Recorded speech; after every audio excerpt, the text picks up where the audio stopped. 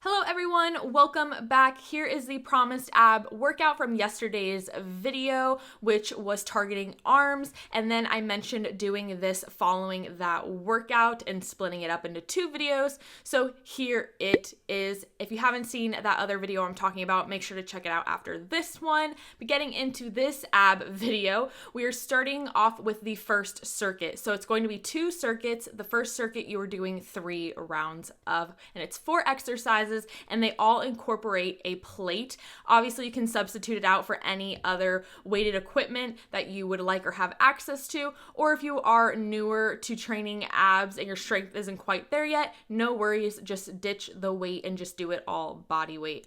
So here we are starting off with 10 reps of overhead plate sit-ups. Perform it the same way you would a standard sit-up. You are just incorporating some resistance by holding a plate up above you.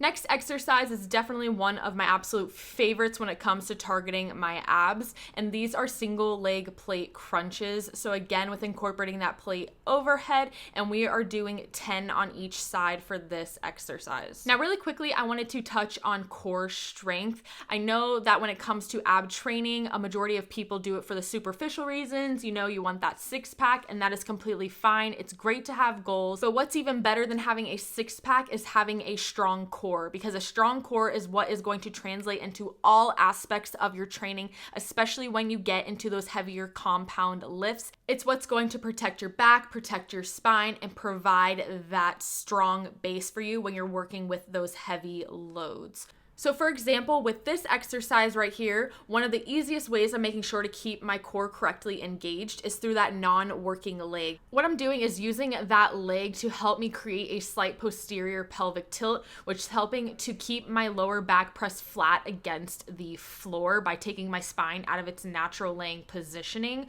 which for anybody, depending on how large your curvature is naturally in your spine, some hollow gapping underneath will be larger than others. But by bringing that leg in, it'll help keep that back flat against the ground, which is ultimately what you want when you're trying to properly engage and stabilize your core. Next exercise is a true core strengthener, and so this is actually pretty much an extension off of the core strengthening exercise, a hollow body hold. It's basically that with flutter kicks added in and holding a plate overhead as well. So with this exercise, you want to make sure you get that pelvis into a posterior tilt, keeping that back pressed flat against the floor and keeping that core engaged and stabilized. If you struggle with keeping your back pressed against the floor, I suggest taking a piece of paper or a small towel, placing it under your back, and never losing contact with it throughout the entire exercise. And that should help over time with conditioning you to keep that back on the floor. And we're already into the next exercise, which is the last exercise of this first circuit, and that is weighted planks. So I did make sure to add in how to get a plate on your back if you're training by yourself. And then if you are newer to planks, you can just do these body weight. Or if you're trying to condition your plank to get stronger, you can put the weight on your back, hold it for as long as you can, even if it's just 5 seconds, and then take the weight off and then finish off the remaining time with just body weight. That is a great way to condition your body to slowly, gradually get stronger with holding weight on your back while planking. Alrighty, circuit number 2 is going to be 3 exercises, 4 sets, starting off with hanging knee raises. We are doing 10 reps of these.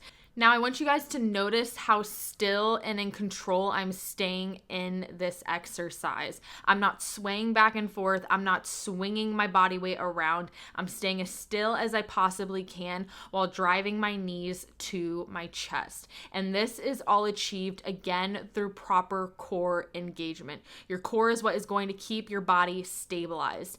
So here, it's a little easier to see in this clip. So right there.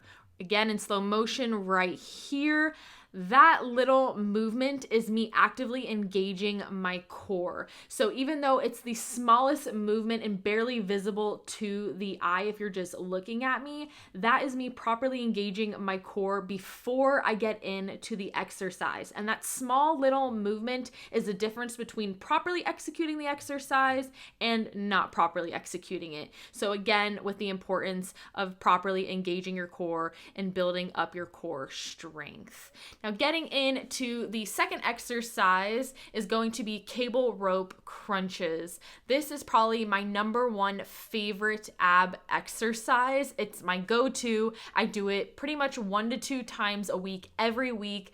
If I ever need to target my abs and I'm crunched for time or anything, I'm always doing this. I just get the best ab engagement. I see great results with this exercise, and it's actually fun for me to perform. I look forward to this exercise. But if you're looking for a more in-depth tutorial on how to perform this, I do have an ab video from a few months back, and this exercise is in that video, and I give all the ins and outs and everything you need to know about how to properly perform this exercise. So if you are newer and want to give it a go check that video out. I just didn't want to make this video identical to that one, especially for those of you who've already seen it.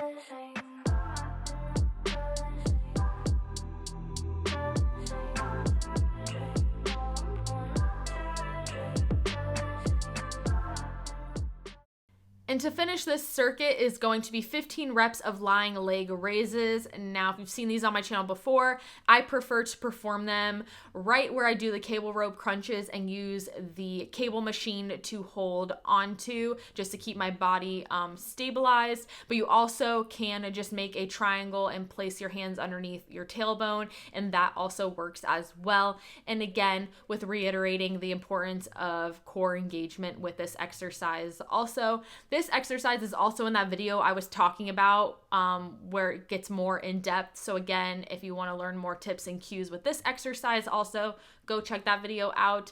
But that is going to conclude this entire ab video. So whether you try out one of the circuits or you try out the entire ab routine, let me know how it goes. Thank you guys so much for watching. Give this video a thumbs up if you enjoyed it. Subscribe if you have not already, and I will see you all in the next one. Bye, guys.